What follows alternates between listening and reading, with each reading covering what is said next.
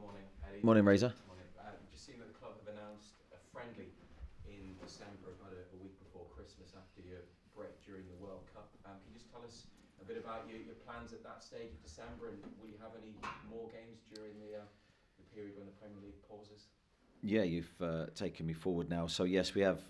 Well, we're trying to organise a good, almost like a mini pre-season for the players. Really, the players that remain with us will need to stay fit and sharp and ready for the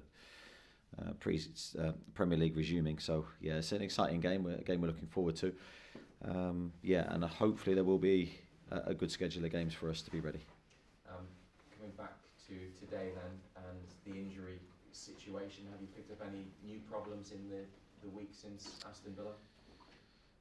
New problems? No, I think we've had a few, as we always do, a few bumps and bruises, but nothing too bad. So we've come through with Alan okay after his little cameo, John Joe okay after his little cameo. So the strength of the group is slowly returning. I think we have obviously Emil, Alex, and Matt Ritchie still out. Apart from that, I think we're in a good place. Shelby's come off the bench late on twice. Is he ready to start yet if you need him to do that? I think John Joe would probably say yes. I think he's certainly getting closer. I think this was his first proper week's training. His full week's training was last week. So this has been his second week. So he's in a lot better place.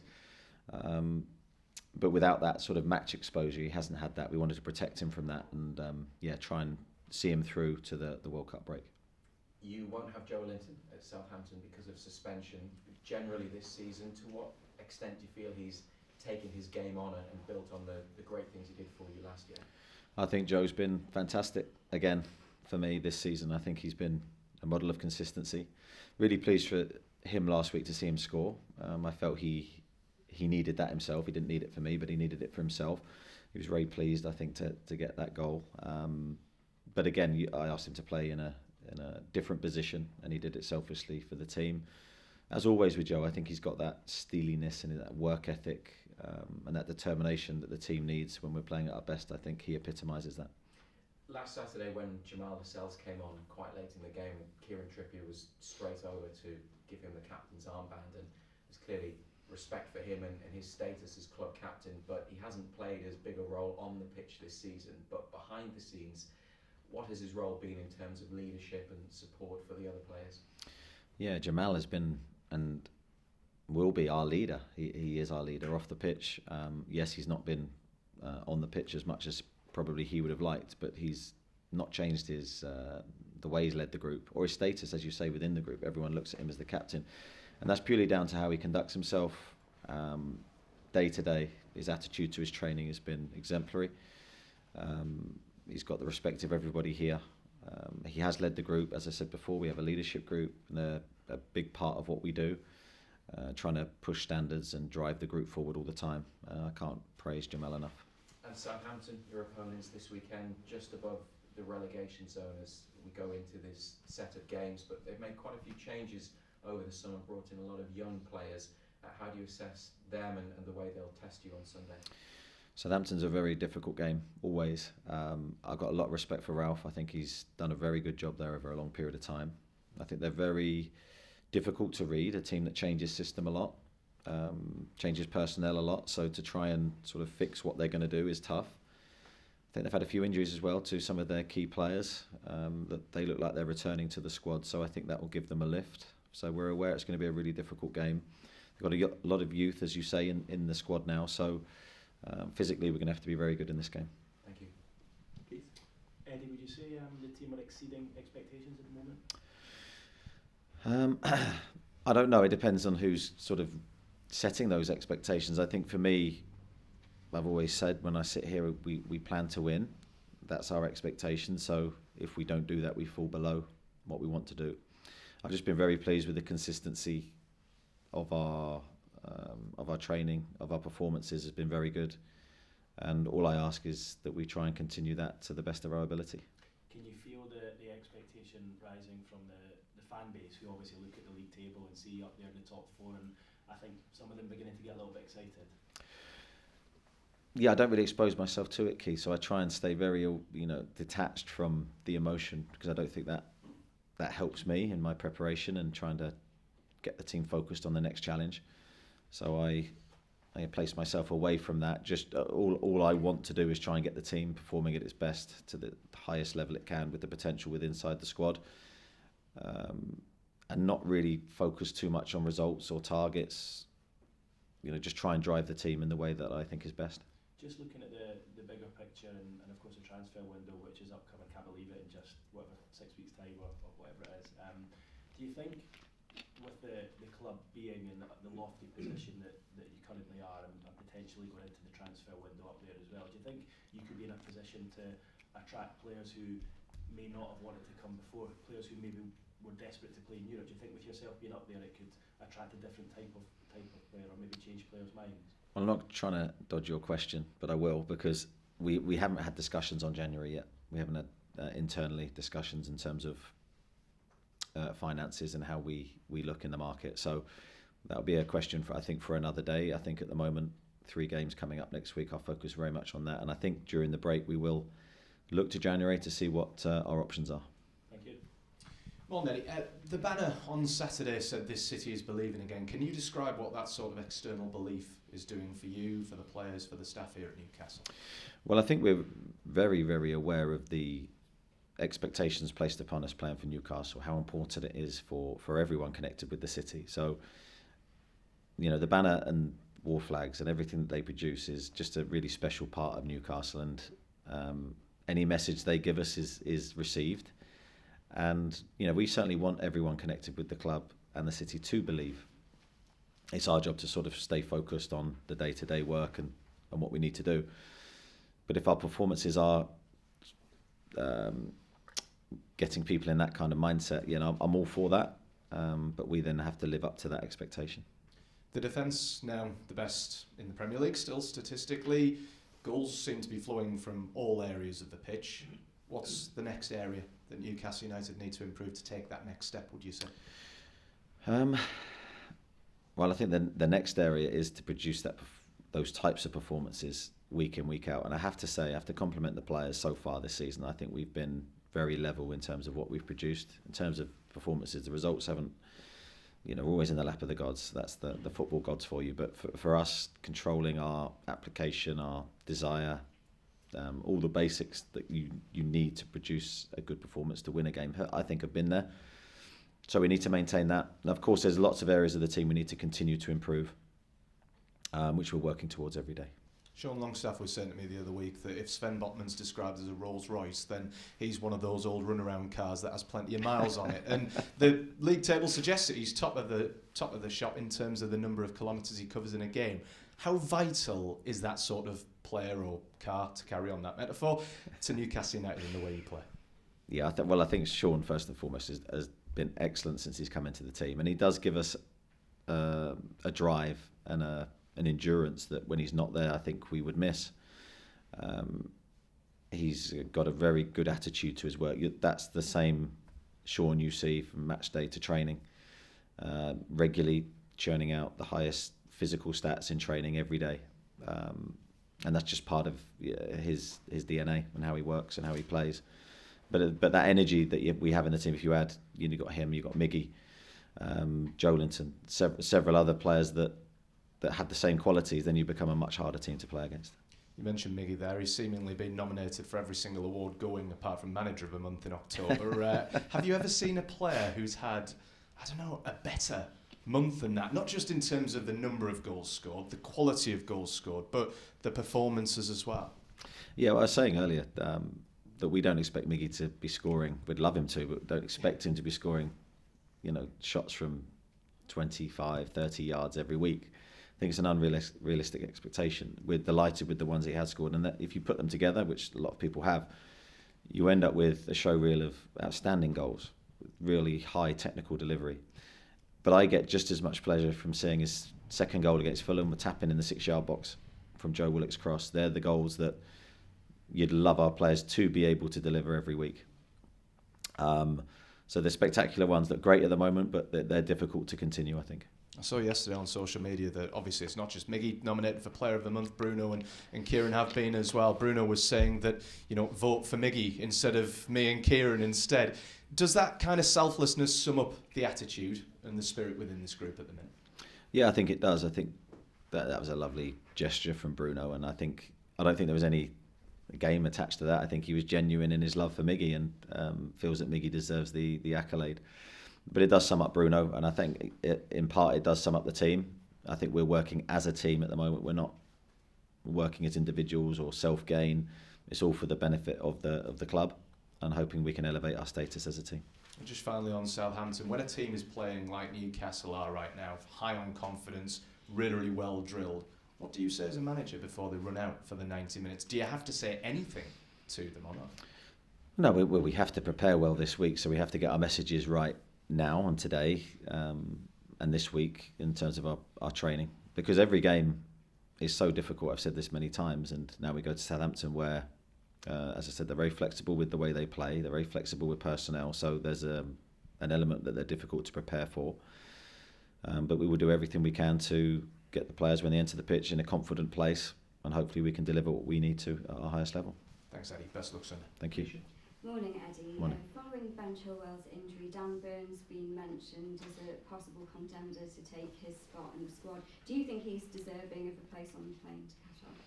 Yeah, it's a difficult one for me to say, because obviously I'm going to promote all my players at international level to say yes, I do, but I don't want to sort of seem that as a plea to Gareth, because Gareth will do his work. He'll know Dan inside and out, and he'll know his capabilities. So just looking at Dan individually as I do, he can play various positions. He's an incredible person. He's been a model of consistency for me, and he's got great leadership skills. So yeah, I couldn't place a higher value on him, on what he's delivered for me, and I think he can do that in the international stage, but obviously that's Gareth's call. Is it nice to see him getting some plaudits? Because, a lot's been made of Joe Linton, of Almiron recently, but he's someone, as you said, that's been very consistent for you. Well, I think whenever you have a team that's consistently doing well, it's not just about 2 or 3 individuals, it's about a squad really of, 20 players. Dan's one of those players that sometimes can go under the radar and not be acknowledged. But he has been so good in different positions for us. He slipped in at left back in such a good way, where he's given us a lot of solidity as we've attacked. He's used the ball very well, but he's defended, first and foremost, he's defended very well as well. So, yeah, I'm really, really pleased for him on a personal level that he's maintained his form. He's in a good place, and yeah, he goes into this next 3-game week in a good place. And just finally for me, you mentioned that 3-game week. Is there a feeling of, right, just one last push, keep it going, where you've been kind of these last few weeks, and just kind of get to the end of the line? Yeah, we're keen to play at the moment because of results and how the players are feeling and how we're training. So one big push before the break, and then the players can, those that go away, go with their countries, and the others can stay and rest, and then do a mini pre-season with us again. Thank you. Thank you. Broadcasters. Greg? Eddie, you said you hadn't spoken internally about January, but you have ideas in your head, and when we left this summer, right wing was a position that was being talked about as an area for improvement. Has Miguel Almiron changed your thinking with regards to that during the course of the past 2 months? Well, I think the key thing here is, Craig, not to listen to outside speculation. For me, the targets we had in the summer were clear. I think we recruited in those positions. I've always said if there's an area that we feel, or players we can feel that can improve the squad, we will always look at that, regardless of who we have internally. So that will never change. But Miggy, I've always instantly loved, even from afar, watching him because of his work rate and playing against us. He's a very difficult player to contain. He's added product this season to his brilliant work out of possession, and that pleases me greatly. So I've sort of gone around the houses a bit, but we're looking in every position to improve, and that won't change with the ambition of the owners. But certainly the players that are here and have done well for us will be respected. Who would you rather have in your team right now, Miguel Almiron or Jack Grealish?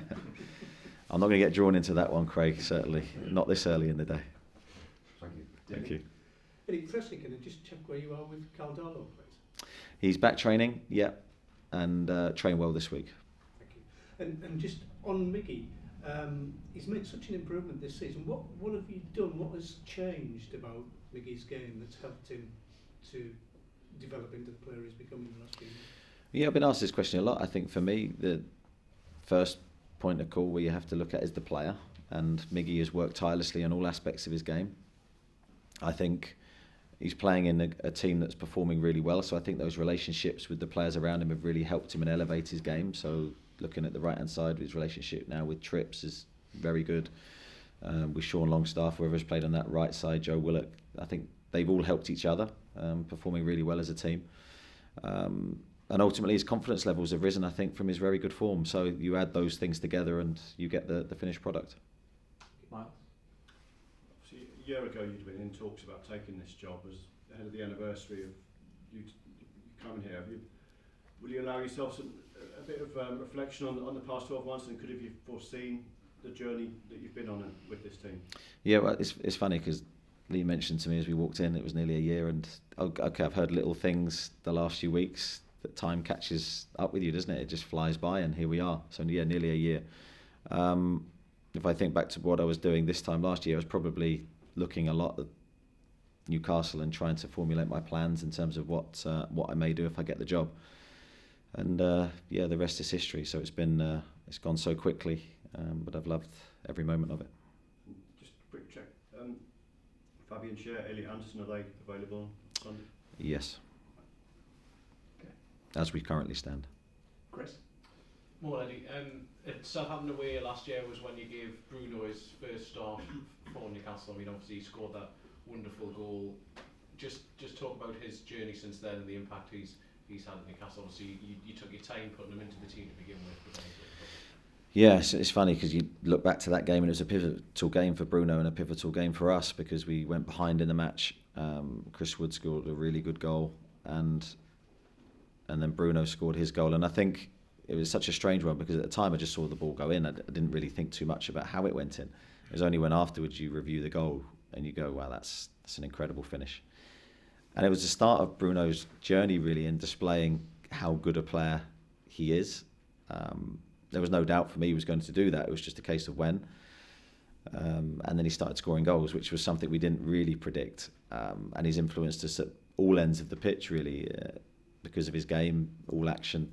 So he can play really well from deep, but he can play really well from higher up as well. So naturally, I think he's been outstanding for us. Hopefully there's a lot more to come. But certainly he looks happy at the moment. And on the form he's in, can you see him doing well at the World Cup as well? Well, I think it's a perfect stage for him. I think he can. I'm not in charge of team selection and everything like that. I just hope he gets the chance to show the world how good he is. Lee Ryder? Hi Eddie, just one on Dubravka. You mentioned it when at the end of the window he's still a Newcastle player.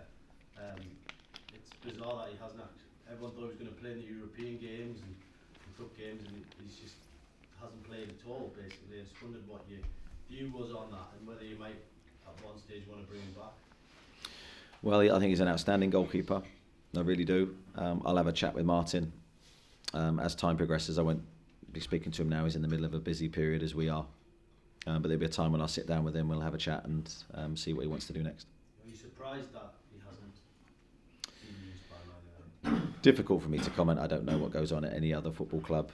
All I say is that I love Martin as a lad. He did brilliantly for us last year, and he's an outstanding goalkeeper. So, as I say, I'll have a chat with him at the right time. So would you say the door was still open for him at some stage? Of course, yeah, the door's still open. A lot will depend on what Martin wants, and yeah, we'll take it from there. Just on Paul Dummett, is he back running at the moment? Paul is, yeah, he's getting closer. So he's running. He's seen a couple of specialists to check that there's no, or we can find solutions to a couple of the muscle problems that he's been getting. But yeah, he's in a good place. And he could, second half of the season, not just him, there's going to be a few that haven't played, are going to have big roles, I guess. Absolutely, yeah. We're keen to get everyone back fit. We're in a lot better place physically in terms of injuries than where we were a few weeks ago. And of course, we want that to stay, and we want to use the second half of the season as an opportunity to get those players fit, and they can all have a big impact in the team. Kieran?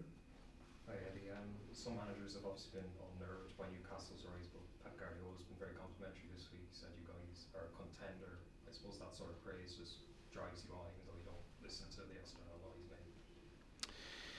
Yeah, I'd much rather people said nice things about us than not, but I'm not in control of that, and it doesn't really change anything. But it's nice to hear people's opinions of us if they're positive, and if they're not, then that's up to them. But it does, yeah, as I say, it doesn't change anything about what we're doing. Only we can prove whether we're contenders or not, and we have to do that on a weekly basis. You mentioned earlier about Bruno, ask people to vote for Miguel. I know you're not looking ahead to January yet, but those must be the sort of characters you want to bring in going forward to keep that sort of feel in the group. Yeah, I think the biggest danger we have is if you bring someone in that doesn't have that team ethic, then you can unbalance the changing room and the feeling and the spirit. I desperately don't want to do that. I wanted to try and enhance that in every window, not destroy it. You've got to be very careful in that respect. But hopefully every decision we make, we can try and make with the best interest of the team. Martin?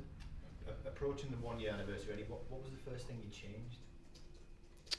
When we came in? Yeah. I've said, again, it's a question I've been asked a lot, but I don't think we necessarily changed anything because we didn't know what was happening before. We came in with very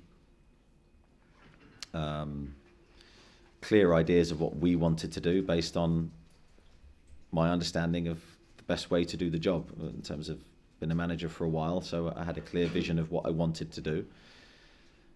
And I tried not to focus on what had gone on in the past here. I think that's a very dangerous thing because you can be too reliant on certain things that have happened or traditions and cultures that exist. Of course, we respected that, but we wanted to come in with our own ideas, our own blueprint of how we wanted to play and how we work, and we just set about implementing that. Low moments in those early couple of months? Well, I think the obvious one is the Cambridge one. It's still, I can still sort of feel that today. The disappointment, the lowness after that game, because that was a game that we wanted to win, and we wanted to build a winning culture, and we felt that was a really ideal game to do that. We didn't do it. We went out the FA Cup, and there was a real lowness after that. And also the Watford game, I think, close to a win, a pivotal time. We didn't get over the line, conceded late, and it was those two games I think were very close to each other without remembering the dates exactly. And I think from those games afterwards, there felt a long way to go, a long way back for us. Thankfully, the reaction to those disappointments was very strong. Did you always feel the group were better than perhaps people give them credit for? Yes, I did. I had that belief internally that we got some really good players. I think my first impressions were genuine, really willing group that wanted to be coached, that wanted help. So I felt there was a really good starting point.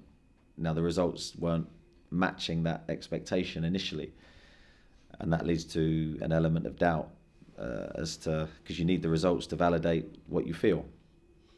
And it was really from the Leeds game onwards that things started to turn in a positive direction. Your doubt or the players' doubt? Probably the player. No, not so much for me. I think as the manager, I was very strong in what I was seeing and what I felt. But sometimes the players need the validation of the work you're doing, the messages you're giving. They need at some stage to go, okay, I can see it working. So I think you need that result at the end. Otherwise, the longer you go without that, I think it becomes more difficult. And is the club perhaps bigger than you first thought when you arrived? No, I wouldn't say so. I think I had visions of the club being a huge football club. Everything attached to the club for me spoke of a massive club in need of just an injection of positivity and some good results. But nothing's told me any different to what I initially thought. Oscar? Eddie, when you were formulating plans a year ago, given Miggy's lack of goals and assists, could you really have envisaged him having such a starring role in the first year? Down the years, I've learnt many things, and it's never underestimate players' abilities given the right surroundings, conditions, confidence. I've seen it many times, players that I've worked with at League 2 level, then playing in the Championship a couple of years later, that you wouldn't necessarily initially have thought that possible. That's just my story from my Bournemouth years. But No, and never put that limitation. Until you start working with the player, you don't know what they're capable of.